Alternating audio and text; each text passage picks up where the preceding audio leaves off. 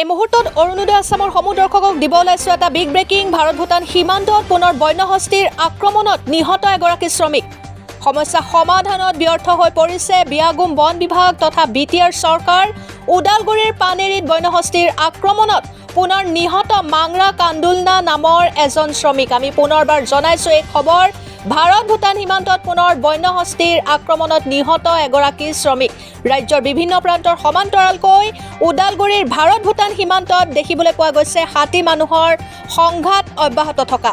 হাতী মানুহৰ সংঘাতে তীব্ৰ ৰূপ ধাৰণ কৰিছে ওদালগুৰিৰ পানেৰী, ডিমাকুচি, ভুটিয়াচাং, ৰজাগড়, টেংকিষ্টিকে ধৰি ভূটান সীমান্তৱৰ্তী অঞ্চলসমূহত। আৰু প্ৰতিদিনে হাতী মানুহৰ সংঘাতত জুৰুলা হৈ পৰিছে ভূটান সীমান্তবাসী। জীৱশ্ৰেষ্ঠৰ দ্বাৰা ব্যাপক হাৰত বনাঞ্চল ধ্বংস আৰু এলিফেণ্ট কৰিডৰসমূহ অবৈধভাৱে দখল কৰি বাসভূমি গঢ়ি তোলাৰ উপৰিও খাদ্যৰ সন্ধানত কাষৰীয়া বৰ্ণদী অভয়াৰণ্যৰ বনাঞ্চলৰ পৰা জনাঞ্চললৈ ওলাই অহা বন্যহস্তীৰ সন্ত্ৰাসত তাহি মধুসূদন কৰিছে অঞ্চলবাসীয়ে।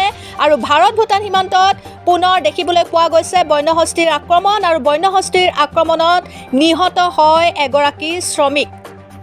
আৰু জিলাখনৰ বিভিন্ন প্ৰান্তত হাতী মানুহৰ এনে ভয়াৱহ সংঘাতৰ মাজতে জিলাখনৰ ভূটান সীমান্তৱৰ্তী ভেৰগাঁৱৰ পানেৰী চাহ বাগিচাত সংঘটিত হয় এই শোকাবহ ঘটনা। দেওবাৰে নিশা বাগিচাৰ 10 নং লাইনৰ মাংৰা কান্দুলনা নামৰ প্ৰায় 28 বছৰীয়া দিন হাজিৰা কৰা লোকজনৰ মৃত্যু হয় বনৰীয়া হাতীৰ আক্ৰমণত। আৰু নিশা হাতী খেদিবলৈ যোৱাৰ সময়তে ঘৰৰ পৰা কিছু নীলগড় চাহ বাগিচাৰ মাজত বনৰীয়া হাতীয়ে গছকি নিহত কৰে লোকজনক। আৰু লোকজনৰ মৃতদেহ প্ৰত্যক্ষ কৰি বন বিভাগ আৰু পানেৰী আৰক্ষীক খবৰ দিয়ে স্থানীয় ৰাইজে। আৰু ঘটনাস্থলীত উপস্থিত হয় বন বিভাগ আৰু পানেৰী আৰক্ষী। আমি এই মুহূৰ্তত জনাই আছো সেই খবৰ। বিগত বছৰ ধৰি বৃহৎ বন্যহস্তীৰ হাতীৰ জাকে সন্ত্ৰাস সৃষ্টি কৰি আহিছে ভূটান সীমান্তৱৰ্তী অঞ্চলত।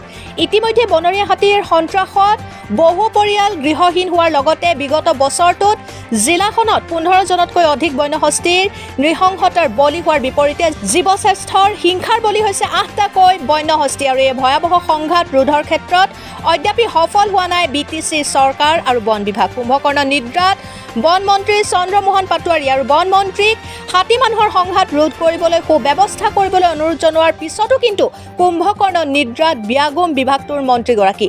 আৰু সেয়েহে পুনৰবাৰ বিভিন্ন দল সংগঠনৰ লগতে স্থানীয় ৰাইজে অতি শীঘ্ৰে হাতী মানুহৰ সংঘাত ৰোধৰ সুব্যৱস্থা কৰিবলৈ বন মন্ত্ৰীৰ লগতে বিটিচি চৰকাৰ আৰু ৰাজ্য চৰকাৰক আহ্বান জনাইছে। মানা কৰিছিলোঁ কি কাৰণত কেইটামান বজাত গৈছে? 7টা বজাত গৈছে। কোন কোন গৈছিলে? অকলে গৈছে, অকলে গৈছে। ঘৰৰ পৰা নাযাবি, ঘৰ বাগানত হাতী ওলাইছে যাব নালাগে বুলি কৈছে, তথাপিও জোৰ জবস্তি গৈছে, কথা মানা নাই। হাতী খেদিবই গৈছিল? আপোনালোকৰ ঘৰত কোন কোন আছে? ঘৰত দিদি আছে আৰু মায়ে আছে আৰু দাদা আছে। আপোনাৰ কি হয়? মোৰ হাজবেণ্ড হয়। ল'ৰা ছোৱালী? এতিয়াহে আছে ইয়াত। আপুনি এতিয়া হাতী আহি থাকে নেকি? আহি থাকে হাতী। কিমান দিন ধৰি আহি আছে হাতী? হাতী হ'ল আজি 3 সপ্তাহ। খেতি বাতিও নষ্ট কৰিছে হাতীয়ে? খেতি বাতিও নষ্ট কৰি আছে। ফৰেষ্টাৰক খবৰ দিছিলে নেকি? ফৰেষ্টাৰক খবৰ দিছিল? খবৰ দিছিল ইয়াতে। আহিছিল নাছিল? আহিছে। হয়, যোৱাকালি ৰাতি এনে 7টামান বজাত যিটো হাতী খেদিবলৈ গৈছিলে মানুহটো বাগানৰ আপোনাৰ 23 আৰু 24 নম্বৰ যিটো মাজৰ ৰাস্তা তালৈকে গৈছিলে সি। কিন্তু মানুহ তাৰ লগত আছিলে নাই আমি ইমান এটা গম নাপালোঁ মাজত, কাৰণ কি তাতে মানুহটো মাজত মানে নক'লে আমিও গম নাপালোঁ। এক্সিডেণ্ট হোৱাৰ পাছত মানে কিছুমানে ক'লে তাতে মানুহ মৰাইছে নেকি, আমি গম পালোঁ বুলি মানে আমি গম পালোঁ। তাৰপিছত আৰু যাই পেলাই চালোঁ লাষ্টত হ'লেতো সঁচাকৈ মানে মানুহটো হাতী মাৰাকৈ মানে আছিল। সেই সময়ত তাৰমানে এনে 7টামান বজা আছিলে, 7টামান বজাতে মানুহটো মানে ডেড হৈ আছিলে হাতী মাৰাটো হ'লে। সন্ধিয়া 7টামান সেইসকলে তাৰমানে তাৰ লগত মানুহ আৰু যোৱাকালি এনেকুৱা হৈছে মানে দিনৰ মাজতে হাতী গোটেইখিনি আহিছিল আৰু গোটেই বাগান মাজত মানে বাঘ হৈ আছিলে হাতী। আৰু এইফালে পানী খাবলৈ আহিছিল হাতী। আৰু মানে মোটামুটি হাতী টোটেলি বাগান বাউণ্ডেৰী মানে গোটেই বাঘ হৈ আছিলে। মোটামুটি হাতী এনে হ'ব 100টামান হ'ব হৈছে এতিয়া। মোটামুটি আপোনাৰ 2 সপ্তাহ 15 দিনমান হৈছে। 15 দিনমান হৈছে। মানে হাতী খেদিবৰ কাৰণে গৈছিলে। কিমানজন মানুহ গৈছিল? মানুহ তাৰ লগততো আমিও গম নাপালোঁ, মানে কেইজন গৈছিলে, আমিও দেৰিকৈ যাব হ'ল। আমাৰ ডিউটিটো আমি এনে 7:30 মানত আৰম্ভ কৰোঁ, কিন্তু তালৈকেতো ঘটনা হৈয়ে আছিলে। ঘটনা হোৱাৰ সময়ত আমি তাতে তাৰমানে গম পালোঁ বুলিহে তাৰপিছত পুলিচক ফোন কৰা হ'ল, তাৰপিছত ফৰেষ্টবিলাকক ফোন কৰা হ'ল, কিন্তু সিহঁতে বহুত দেৰিকৈ আহিল। বহুত দেৰিকৈ অহাৰ কাৰণে পাছত আমি যাব পৰা নাই, আৰু সকলোৱেতো যাব নোৱাৰে, আৰু ইমান ৰাতিৰ মাজত আৰু বাগানৰ মাজত কেনেকৈ যাব, সেইটো কাৰণে যাব নহ'ল। কিন্তু পুলিচ অহাৰ পাছত আমি সিহঁতকো ক'লোঁ যে তাতে মানুহ মৰা হৈছে বুলি আমি গম পালোঁ, তো মাজত আমি সোমাই লওঁ নেকি। তো সিহঁতেও পিছত আৰু কোনে তাত খেদিব দিছে বা কোনে তাত যাব দিছে, আমিতো যাব দিয়া নাই। কিন্তু সেই কি কাৰণত গৈছে, কি কাৰণত নাই, বা কাৰ লগত গৈছিল, কাৰ লগত আমিও গম নাপাওঁ। তো কি কাৰণত গৈছে আমি কমচে কম মানুহ যদি ডেড হৈ আছে আমি চাবলৈ যাব লাগিব, লৈ আনিব লাগিব ডেড বডিখন।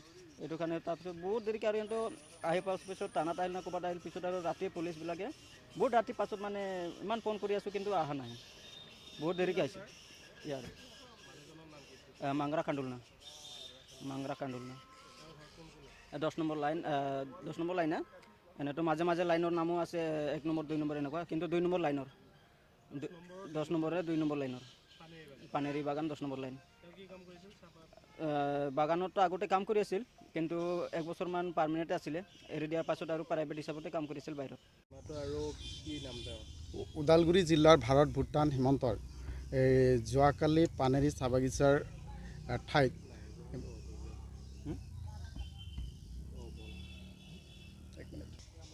আছে ওদালগুৰি জিলাৰ ভাৰত ভূটান সীমান্তৰ ঠাইৰ দিনক দিনে হাতী মানুহৰ সংঘাত ইমানেই বৃদ্ধি পাইছে যে আজি মানে এনেকুৱা হৈছে মানুহ থাকিব পৰা নাই।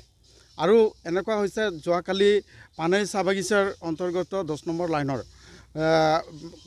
মাংৰা কান্দুলনা নামৰ ব্যক্তিজনৰ প্ৰায় 28 বছৰীয়া তেখেতৰ হাতীৰ আক্ৰমণত মৃত্যু হ'বলগীয়া হৈছে। আৰু এনেকুৱা ধৰণৰ প্ৰভাৱ হৈছে যে হাতীৰ বৃদ্ধিৰ কাৰণে মানে ভুটীয়া চাং, বাঘে খোৱা, খৈৰা জংঘল, হাতীগড়, গীতিবাৰী, পানেৰী চাহ বাগিচা এনেকুৱা বিভিন্ন অঞ্চলবিলাক ইমান উপদ্ৰৱ হৈছে, হাতীৰ উৎপাতত মানুহ থাকিব নোৱাৰা হৈছে। আমি চৰকাৰক বাৰম্বাৰ জনোৱাৰ পিছতো, ইয়াৰে বন বিভাগক জনোৱাৰ পিছতো তেওঁলোকে কোনো ধৰণৰ পদক্ষেপ গ্ৰহণ কৰা নাই। সেইকাৰণে আমি বহুতবাৰ তেখেতসকলক অনুৰোধ কৰিছোঁ, কিন্তু এই ক্ষেত্ৰত কোনো ধৰণৰ আজিলৈকে পদক্ষেপ লোৱা নাই। আমি এতিয়া উপায় নাই, কিন্তু শেষ সকিয়নি দিব বিচাৰিছোঁ, যদি আপোনালোকে সঁচাকৈয়ে বিভাগৰ কাম কৰি আছে তেতিয়াহ'লে আপোনালোকে ইয়াৰ নিৰ্মূল কৰক আৰু হাতী খেদি পঠোৱাৰ ব্যৱস্থা কৰক। আৰু ইয়াতে এনেকুৱা ধৰণৰ হৈছে, আজি 13 নম্বৰ ভুটীয়া চাঙৰ তাতেও দুখীয়া মানুহৰ ঘৰ ভাঙিছে। ইফালে আপোনাৰ চুতীয়াপাৰা বুলি কয়, সিফালেও এনেকুৱা ধৰণৰ উৎপাত কৰিছে যে হাতীৰ উপদ্ৰৱত থাকিব পৰা নাই মানে এনেকুৱা। আৰু ইয়াতে কি হৈছে, আমি মডেল স্কুল গম পালে, মডেল স্কুলৰ কেইদিন আগতে পানেৰী চাহ বাগিচাৰ ভাঙিছে, তেনেকুৱা ধৰণৰ বিভিন্ন সমস্যাৰে জৰ্জৰিত হৈ আছে। সেইকাৰণে BTCৰ কৰ্তৃপক্ষৰ যি বন বিভাগ আছে, অসম চৰকাৰৰ যি বন বিভাগ আছে, এই বন বিভাগ যিহেতু অকৰ্মণ্যতা বুলি ক'ব লাগিব, আৰু অকৰ্মণ্যতাৰ কাৰণে এনেকুৱা ধৰণৰ পৰিৱেশৰ সৃষ্টি হৈ আছে। আজিলৈকে চাওক, যোৱা আগতে আছিলে 15জন, আজি লেটেষ্ট হৈছে আৰু এজন ঢুকালে, 16জন হৈ গ'ল। ইয়াতকৈ দুখৰ বিষয় আছে জানো? 16জন চলিত বৰ্ষত নিহত হৈছে। আৰু এই ক্ষেত্ৰত তেওঁলোকৰ কৰ্মৰ দ্বাৰা গম পাইছে কৰ্মই কেনেকুৱা। 16জন নিহত হয় নেকি মানুহ? ইয়াতে মানুহৰ মানে এনেকুৱা পৰ্যায় গুচি গৈছে, মানে মানুহৰ এটা ধৈৰ্যৰ সীমা থাকে, এই সীমা নোহোৱা হৈছে এতিয়া। সেইকাৰণে আমি যোৱাকালিও বন বিভাগক কৈছোঁ, ফোন কৰি কৈছিলোঁ যে আপোনালোকে প্ৰটেকশ্যনটো দিয়ক, কিন্তু তেওঁলোকে আচলতে মই অলপ গম পাওঁ, তেওঁলোকৰ গম পোৱাৰ হিচাপত তেওঁলোকৰ যিখিনি বনৰক্ষী বাহিনী থাকিব লাগে পৰ্যাপ্ত নাই তেওঁলোকৰো। কিন্তু চৰকাৰে এই ক্ষেত্ৰত যে চৰকাৰে ভূমিকা ল'ব লাগে, সেইটো ক্ষেত্ৰত কিন্তু চৰকাৰে লোৱা নাই। এতিয়া তেওঁলোকক আচলতে যিকেইজন আছে তেওঁলোকেও মানে যিটো দেখা পাইছোঁ তেওঁলোকৰ সাহস থাকিব লাগে, সেইটো নাই, মানে সেই সাহসটো নাই তেওঁলোকৰো। তেতিয়া এনেকুৱা ধৰণৰ বন বিভাগ এটা চলাই থাকে, তেতিয়াহ'লে কি হ'ব? মানুহৰ কিবা অস্তিত্ব থাকিব জানো? আৰু হাতী মানুহৰ সংঘাত ইমান বেছি হৈছে দিনক দিনে, ইমান বেছি হৈছে যে ইয়াতে বাগিচা অঞ্চলত দিনতো যাব নোৱাৰে, ইফালে গাঁও অঞ্চলত তেনেকুৱা হৈছে।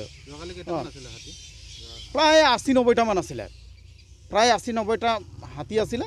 এই হাতীৰ উপদ্ৰৱত মানে এনেকুৱা হৈছে চাৰিওফালে মানে ঘেৰি ধৰিছে মানে ৰাতি কোনোফালেতো ওলাবই নোৱাৰি এনেকুৱা হৈছে চাৰিওফালে ঘেৰি ধৰিছে এতিয়া দুখীয়া ৰাইজৰ যিবিলাক খেতি তেওঁলোকে ইমান কষ্ট কৰি খেতি কৰিছে আৰু আপোনালোকে গম পায় যে এইফালৰ পানীৰ কাৰণে বিৰাট সমস্যা বহুত সমস্যাৰ মাজতে খেতিয়কসকলে কিন্তু খেতি কৰিছে আৰু এই খেতিয়কসকলে যদি খেতি কৰি তেওঁলোকৰ শস্য যদি চপাব নোৱাৰে তেতিয়াহ'লে ইয়াতকৈ দুখজনক বিষয় কি আছে আৰু মানুহে এতিয়া দুখীয়া ৰাইজৰ সংখ্যা বেছি চৰকাৰেও গম পায় এই দুখীয়াসকলক আপোনালোকে প্ৰটেকশ্যন দিব লাগে কিন্তু প্ৰটেকশ্যন দিয়া দেখা পোৱা যোৱা নাই এতিয়ালৈকে